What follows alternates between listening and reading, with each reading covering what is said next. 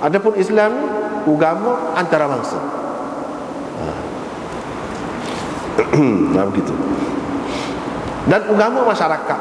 Sebab itu dari segi ibadat, dari segi apa-apa dia jaga benda masyarakat. Fasalli li rabbika wanhar. Salli isyarat kepada hubung dengan Allah, berhubung dengan Allah. Wanhar isyarat kepada berhubung dengan masyarakat. Dua perkara tu. Itulah ajaran Islam. Rekah cerita ni waktu. Fasalli, hubungan dengan Allah kena terjalin, jangan putus. Wanhar, hubungan dengan manusia jangan putus. Hubungan dengan manusia ni kemudian kurban. Kurban itulah pengorbanan kita. Hak tu dalam bentuk simbol, dalam bentuk syiar. Hak naknya pengorbanan dalam segala-galanya. Pengorbanan tu untuk siapa? Untuk masyarakat. Semaya jemaah ramai juga. Jenis ramai-ramai. Semaya raya ni ataupun hari raya ni lebih besar lagi. Setahun sekali. Hak tu seminggu sekali. Hak semaya jemaah, hak tu pun jemaah juga. Masyarakat juga. Jenis masyarakat. Kalau seorang dia tak boleh duduk sana, suruh dia kau supaya beranak pinak. Masyarakat lah tu. Masyarakat. Sebab tu agama ni agama masyarakat. Bukan agama individu, agama seorang. Ada juga agama setengah-setengah agama tu dia molek alah keseorang. Alah kerama tu tidak molek. Kita tidak gitu. Alah kerama tu molek.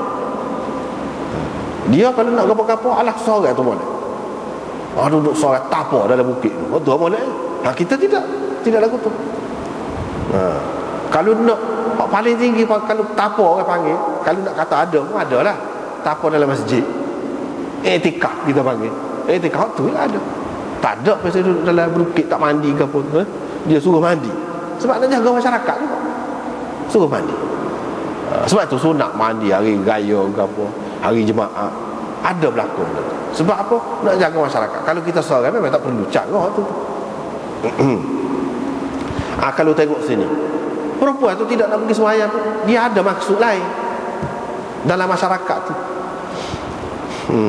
Tapi dalam riwayat ni dia kata tak ada sebut pakaian tu, tak ada sebut. Lepas tu riwayat daripada perempuan ada sebut support tu jugalah. Mana ada sebut pula selagi dalam riwayat selagi berkenaan dengan pakaian tu ada sebut. Kemudian riwayat daripada Ummi Atiyah lagi, daripada Hafsah binti Sirin. Riwayat ni ada Muhammad bin Sirin riwayat, ada adik-beradik dia Hafsah namanya yang riwayat daripada Ummi Atiyah juga. Dia kata kami diperintahkan. Lepas tu lain-lain itu support dengan sebelum pada ni lah. Dan perempuan hak mari kota tu duduk di belakang orang ramai. Mereka bertakbir bersama orang. Boleh takbir? Takbir bersama orang ramai. Jadi takbir ni mana? Takbir tu lah tengah jalan, lepas sembahyang, di pasar, duduk mana-mana bersorak, ramai-ramai takbir. Takbir. Molek takbir. Perempuan pun takbir juga. Janganlah derak sangat. Padan dengan dia lah. Padan dengan dia. Tapi takbir tu ada. Itu di antara ibadat pada hari raya. Mereka takbir sekali dengan orang ramai. Masalah takbir ni, takbir kalau orang lelaki dengan mengangkat suara lah, derah.